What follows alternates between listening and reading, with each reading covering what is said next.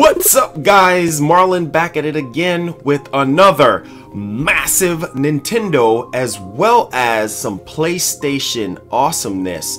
And Resident Evil 7 on the Nintendo Switch is pretty much a hot mess. There's a lot of connectivity issues going on there. So we're going to talk about that later in the MGN news video here. So let's jump right off into it. So the first thing that we're going to be talking about is Sony's new PlayStation chiefs hints at portable gaming rival. So we heard stories about a new PlayStation portable gaming console coming out sometime in the near future. Well, apparently Sony had their investor meeting and they were pretty much talking about the possibility of a new PlayStation portable because they are trying to jump off into that particular market. They've seen what the Nintendo Switch is doing, and so pretty much Sony's new chief, John Kodera, if I'm saying his name correctly, he's saying that the future of mobile gaming looks bright for Sony, and so they pretty much want to jump off in the handheld market here again after the failure of the Vita. They're saying that they're wanting to do this thing right, and so we're just gonna have to wait and see, because we also heard information that they're trying to rival the Nintendo Switch. I mean, who else they're going to rival? Xbox don't really have anything in that arena as far as portability, so it got to be the Nintendo Switch. So hopefully, if it's done right and if it's powerful enough to handle all the games and whatnot, because the problem with the Vita was the Vita didn't really have good games or whatnot. But if they can just get some good games on it and also make the interface a little bit better. I didn't like the interface on the Vita, but if they can just get all of that done, I do believe that they could be a direct competitor to the Nintendo Switch.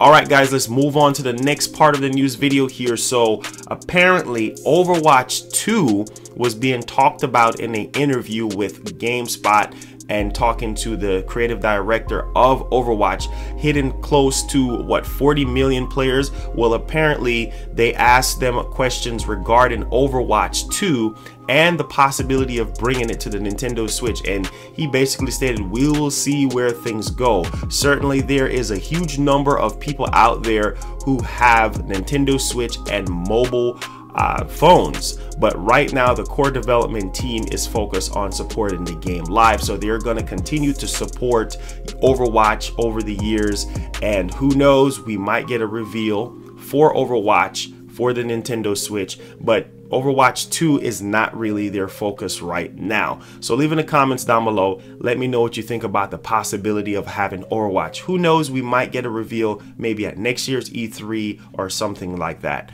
Alright, guys, let's move on to the second to last part of the news video here. So Resident Evil 7, as you can see, the shirt right here is pretty much unplayable. There's a lot of stuttering, there's a lot of jitters, there's a lot of connection issues there going on. I don't know why Capcom didn't just release, Resident Evil 7 just for the Nintendo Switch. I do believe that it can run on the Switch. If they could just dumb down on the graphics a little bit, it can actually work. This whole cloud server streaming thing is really a pain in the crutch, and the fact that they're actually doing this and on their server there's a lot of connection errors popping up on the screen while you're playing the game, and so it's freezing up and it just ruins the whole entire experience. So Capcom, if you're watching this video, please learn from your lesson. That is definitely ridiculous there.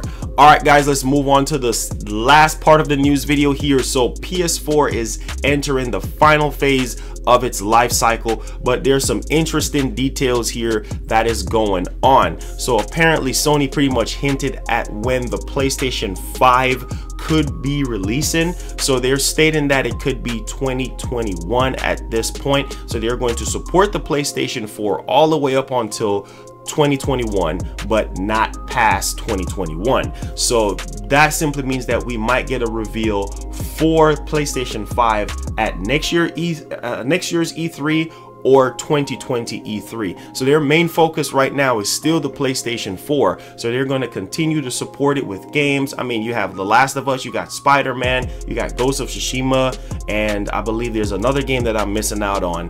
Days Gone. There's so many other games that are coming out for PS4, and we know PlayStation is one of the kings when it comes to longevity as far as their console's life cycle. Like the PS2, I believe, was like 10 years, so I don't see why they can't stretch it out even more and juice the orange a little bit. So leave your thoughts down below in the comments section and let me know what you think about a 2021 release date for the PlayStation 5 and possibly a 2020 or 2019 E3 reveal.